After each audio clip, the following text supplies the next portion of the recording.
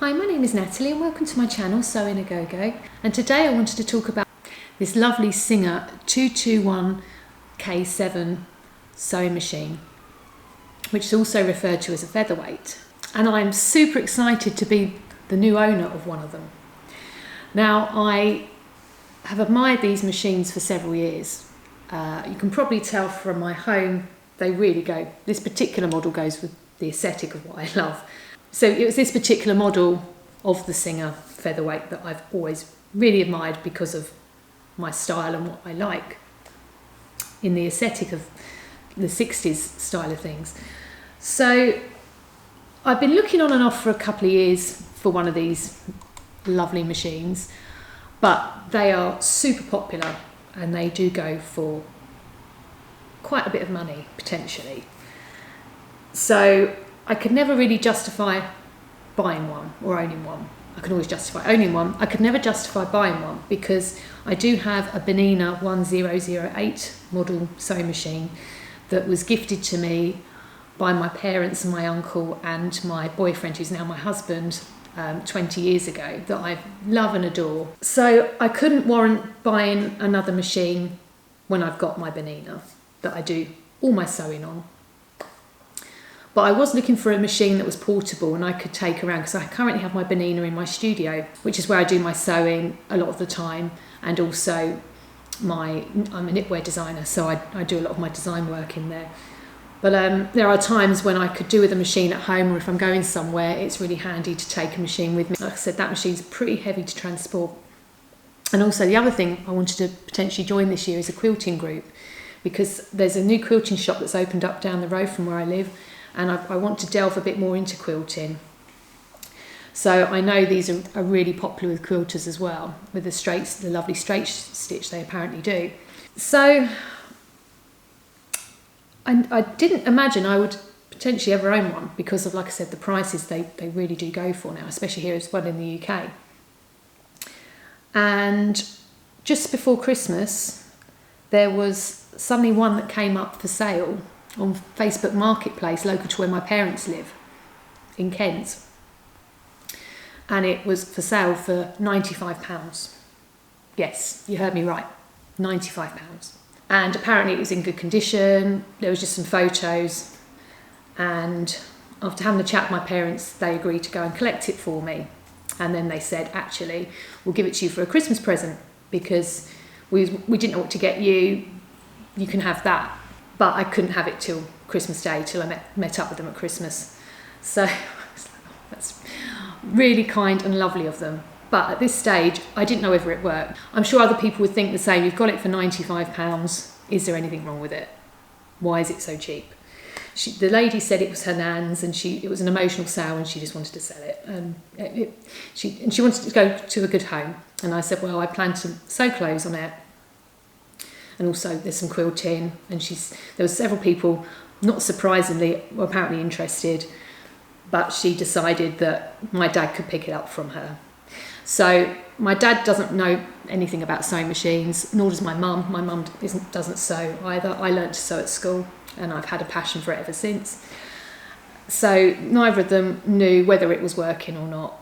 They kind of FaceTimed me to sort of show me the machine, but I was keen from Christmas to kind of have it ready to go. Now, as I said, I'd been told I couldn't have it until Christmas.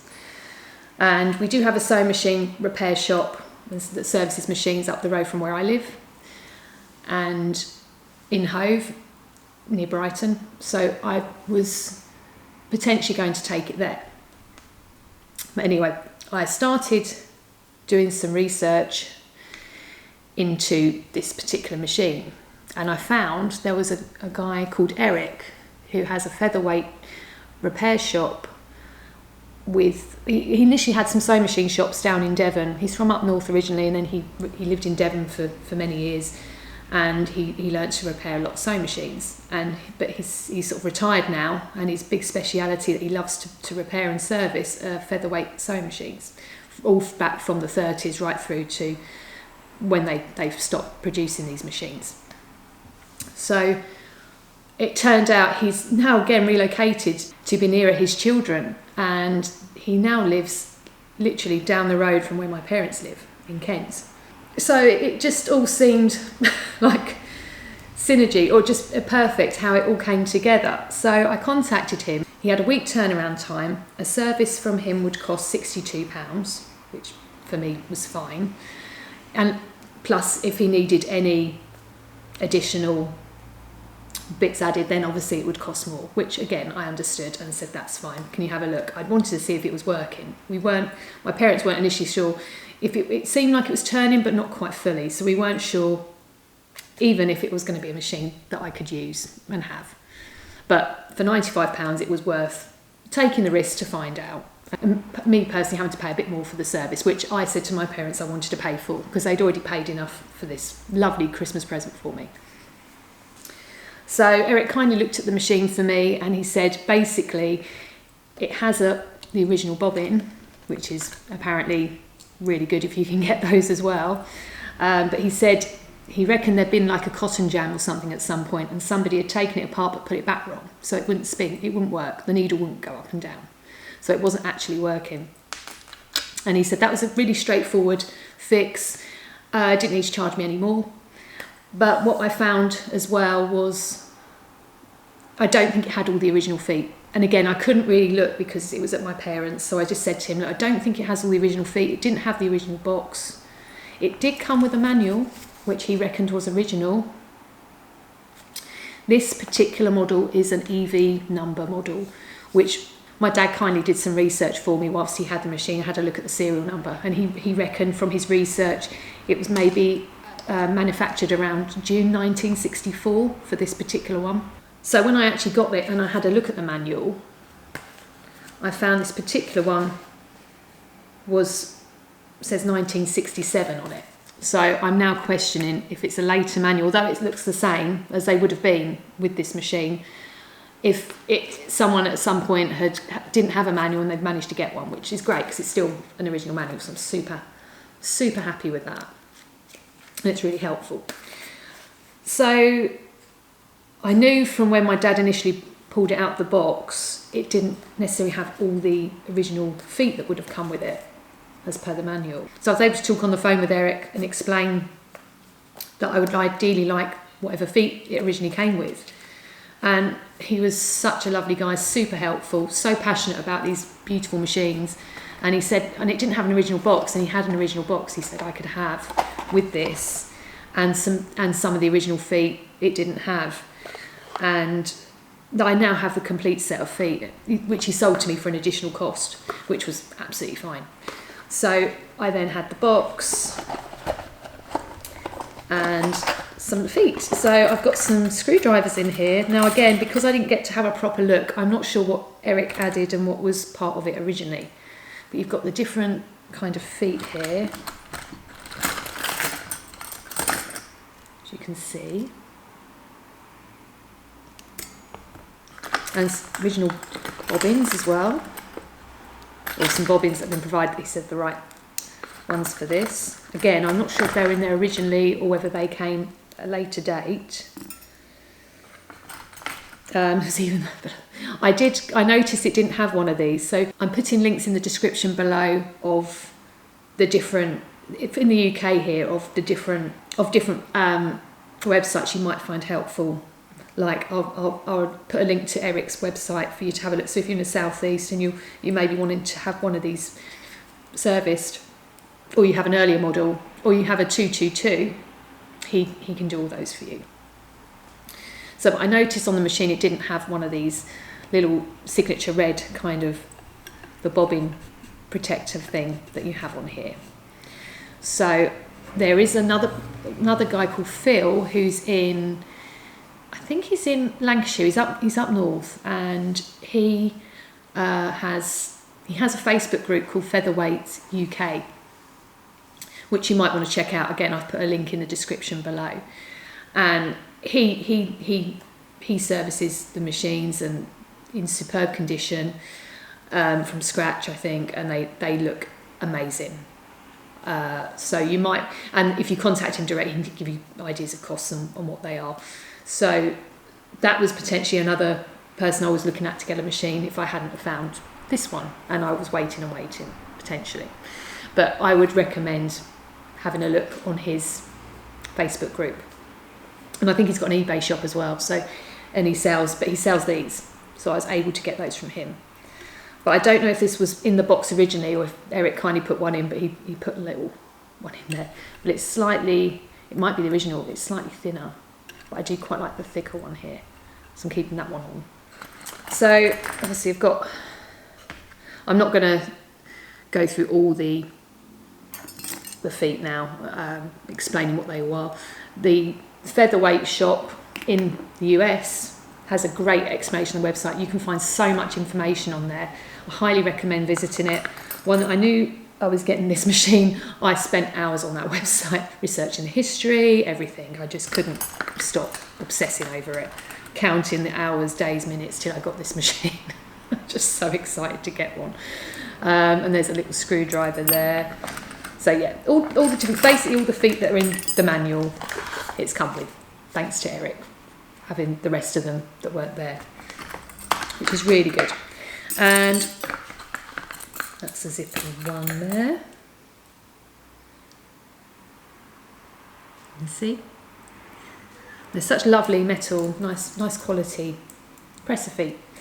And one I have actually added that I didn't get from the Featherweight Shop. I got it on another website, which I'll put a link in the description below for you to have a look. Although it advertised it with a clear screw, but it's orange.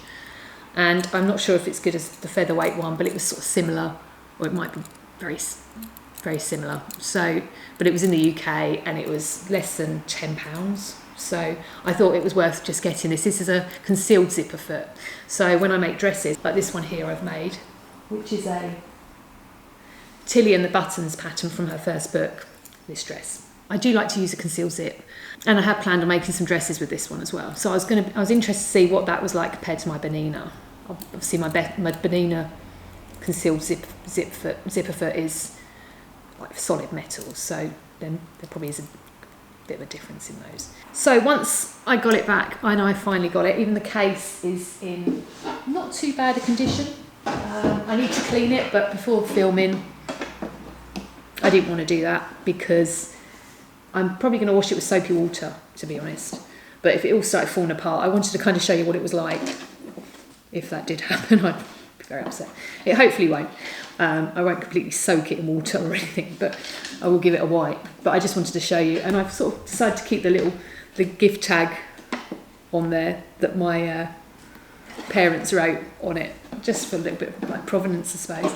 But even inside this, it is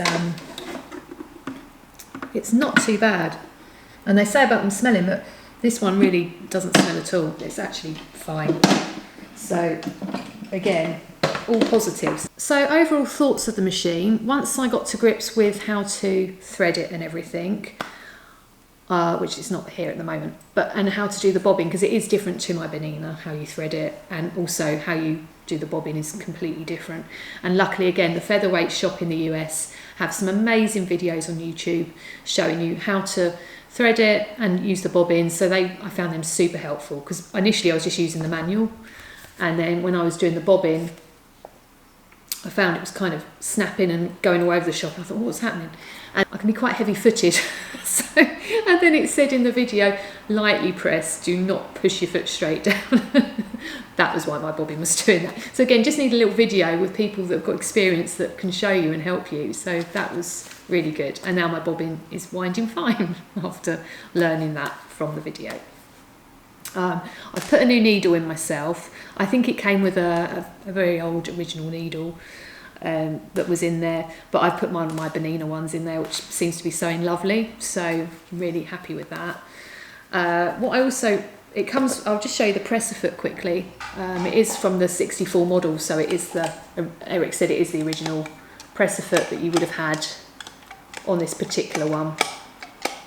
These machines, the reason for the K in the name is because these were made in Kilbowie in Scotland, and this is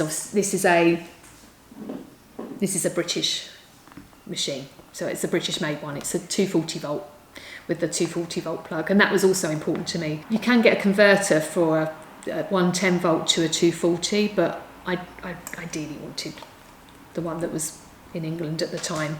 Yeah, so for me in the UK, I really wanted that particular plug, and I'm pleased it's got the original press foot with it, so that's really good. And the other thing I was really impressed with was how wide this base is here.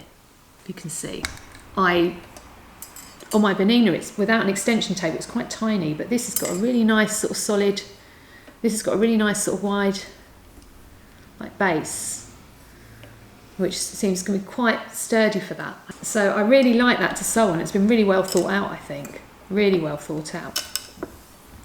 And with regards to cosmetic condition, it looks pretty immaculate.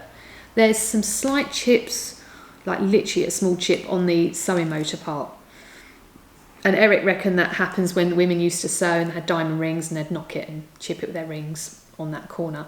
But apart from that, it's like I can't really see any other dinks or chips or anything on it. It's really, really good condition, really good condition. So the lady I purchased it, or my parents got it from, she was right in saying cosmetically it's really, really good. And I sort of tried to hold off getting any accessories for it because I thought my thing as well is if I really like into something, I want to get everything for it. I've got to have that. But I thought, no, wait. I had to learn patience as it was, because it was going to be, I think it was 6 weeks from Christmas when my parents got this initially. So I had to be patient and wait until I physically could have the machine. And I held off getting any accessories for it, except for the little bobbin thing, because I didn't know until I start using it what I might actually need. So I got the, like I said earlier, I got the concealed zip foot because I thought, well, I'm interested to compare and see what that's like compared to my Bernina. Just out of my own personal experimentation, really, just with the fabrics. And something else I've also now ordered since having it is the buttonhole attachment for this particular model. That was the later buttonhole attachment. And again, I want to see how that sews compared to the Bernina one. Just see if it's really different. I know Berninas are amazing machines, but I just want to see with the straight stitch, just out of curiosity, how it's like, because it's apparently really well known for sewing through lots of different fabrics really well. So it's just for my personal investigation, really. But if you'd like to see any videos on that, then please comment below and I can potentially show you those. One thing else I did find quite quickly once I got the machine was I have a lot of modern spun like cotton reels, like this. And I also like to use Aurifil as well, which is, you can see here. And when I was testing these particular cottons on this machine, I found they were sort of going all over the place. Maybe because I sew quite fast as well. I'm quite a fast sewer. And I found they were sort of really spinning around, and it wasn't to do with the tension. I know Eric kindly said it for me, a good tension, but it was just the way it was spinning off. And I had read about these 2 different attachments you can get for your machine that really help with the flow of the thread. And I initially sort of thought, no, is that an over complication, over design? And some of you who've got these machines may disagree and think, yeah, you don't need those attachments. But I found mine was just, anyway, going everywhere. So I decided to invest in a thread stand. And because I'm using Aurifil, and sometimes I use bigger size cottons as well, I thought this would be the better option out of the 2 for me personally. Again, this is from the Featherweight Shop in the US, but the postage to the UK is super expensive, and I mean, it's quite a lot. When I initially looked at getting some of the products from there, yeah, it was, I think it was like something like £20 or £30 or £30 postage just to get like something like this sent to me. So I thought, well, okay, that's a lot. So I came across a website called Lovely Jubbly Fabrics, who specialise in quilting, and they import it in bulk, I think, and then they sell the products, which is really handy because then you don't have to pay the postage, you only have to pay UK postage here. So again, I've put a link in the description below if anyone's interested or looking for accessories for their featherweight, if you have one. if you're lucky to own one. And I was managed to get that from there. And also, because I want to use it at home on my nice tulip table, my Sarin tulip table and chairs that I have here, I decided I want a nice mat for it. So I actually got the Featherweight sewing mat, which has all the description of the items, the part numbers, everything, and it's really well made. It's beautiful quality. I mean, I could have put any mat underneath, to be honest, but again, this is for my particular machine. Here's a photo of the mat here for you to see.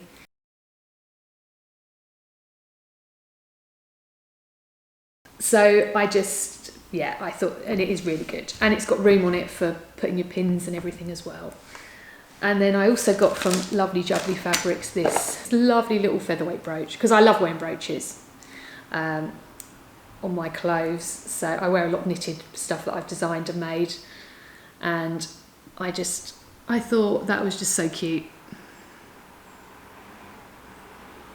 So I had to have one of those, and I've been really enjoying wearing it. It's so lovely. It's so nice. So it's really good. Really, really good stuff. And then my parents, also for Christmas, if you can see in the background there, they bought me a featherweight bag case as well, which was also from Lovely Jubbly Fabrics. They've gone on there too. Collect vintage records. And I have vintage record boxes, and I was concerned at some point that handle was just going to drop. And with this beautiful machine in it, I don't want to, well, it's hardly got any chips or anything on it. I don't want to add to chips on it if I can help it. So they were really kind and got me the bag. You can see there. It's a really lovely case. And I love the white featherweight on it for the purple. I think the other ones have a black featherweight on it. So yeah, that was really cool, really good. And it's got little pockets in it. And it's just a basic zip, but it just keeps it that extra bit secure for peace of mind for me personally. So I was super happy that they were really sweet and got that for me as well, which is really good. And then another accessory, final accessory I couldn't resist purchasing as well, was this lovely white featherweight, again from the Featherweight Shop, magnetic pin dish.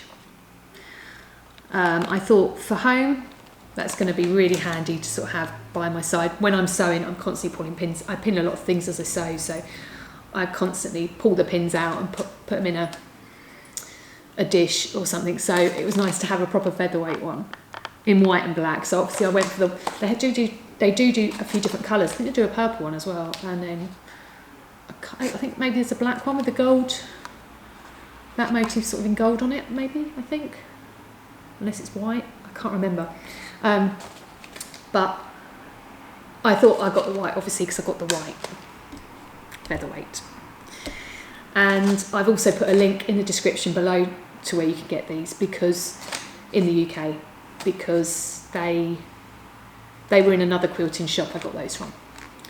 They weren't in where I got the rest of these accessories from, in that one. So I've put a link in the description below for you to see. So I'm looking forward to sewing with this machine. Another thing I also highly recommend that you may have, or if you're thinking about getting one of these machines, or maybe you have one already, you may already know about this book, is this Featherweight 221 book here by Nancy Johnson Srebro. Sorry if I pronounced that wrong. So it just says the perfect portable, and it stitches across history. And I just found that it's super informative. It's about history, everything. It's really an insightful book, really interesting. And whilst I appreciate the Featherweight Shop has got so much information on there now, so much information, it's amazing. It was nice just having an actual book to read as well, which goes back to 92, and then it's been updated up until, I think it was maybe 2002, the last update in this book. And what I also love is at the back there's a lovely little personal machine diary. So I'm going to write in there like how I got the machine and everything, all the information on it, and the purchase, the serial number, the model number and everything. So yeah, I highly recommend that. I really enjoyed reading that. So thank you if you've stayed with me so far watching this video. I know I've talked quite a lot on this. But here's a little quick video I took on my mobile as soon as I got the machine and plugged it in. and got it threaded, and I just had a quick stitch just on some fabric just to see kind of how it stitched, so, and just to get to grips with the tension here as well. So you can have a quick look here, and just the sound, I love the sound it makes. But